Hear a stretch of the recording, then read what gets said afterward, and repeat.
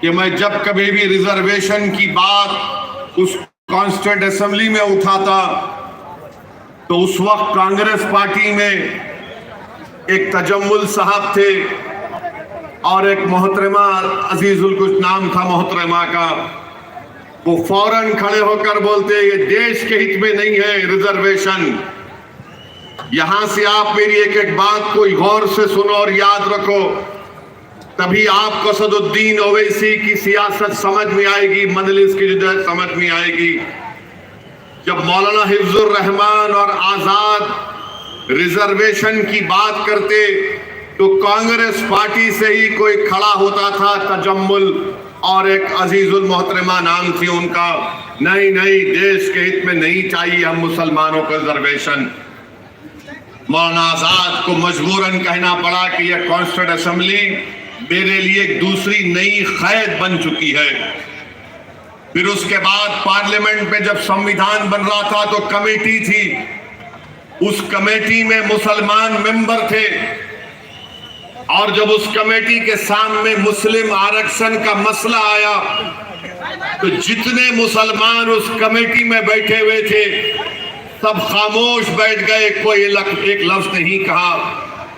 और ये कैसे मालूम होता है कि ये मुंशी के कागजात आप पढ़ेंगे तो आपको मालूम होगा कि उस वक्त जो मुसलमान आरक्षण की कमेटी में थे वो खामोश हो गए, मुस्लिम आरक्षण के बारे में बात नहीं किया।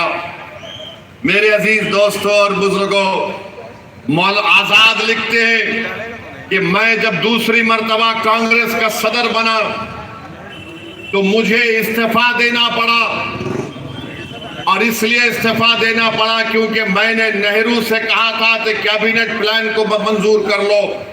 नेहरू ने उसको मंजूर नहीं किया।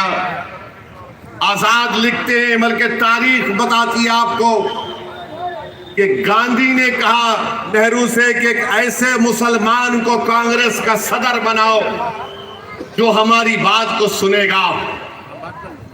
मेरे अजीज दोस्तों और बुजुर्गों, ये जो आज परेशानी हम उठा रहे हैं, आज 2024 में जो आप और हम अपनी बर्बादी और हमारी कमजोरी और हमारी डिस्क्रिमिनेशन को देख रहे हैं, ये दास्तान सन 47 के बाद से शुरू होती है, जिसके ताल्लुक से नेहरू ने आजाद के बारे में कहा था ये हमारे अमीर कारवान है। मौलाना आजाद पार्लियामेंट के एजुकेशन मिनिस्टर तो बन गए, 1 साल तक पार्लियामेंट को मौलाना तकरीर नहीं करने आए थे। मौलाना अपनी जिंदगी के आखिरी आयाम में कहना शुरू कर दिए कि नहीं नहीं, तुम लोग सिर्फ अपनी जिंदगी को गुजार लो। किसने उस वक्त कहा था? उस वक्त कांग्रेस के प्रदेश के एक मुख्यमंत्री होते थे गोविंद वल्लभ पंत। उन्होंने कहा था कि मुसलमानों को अपनी वफादारी साबित करना पड़ेगा।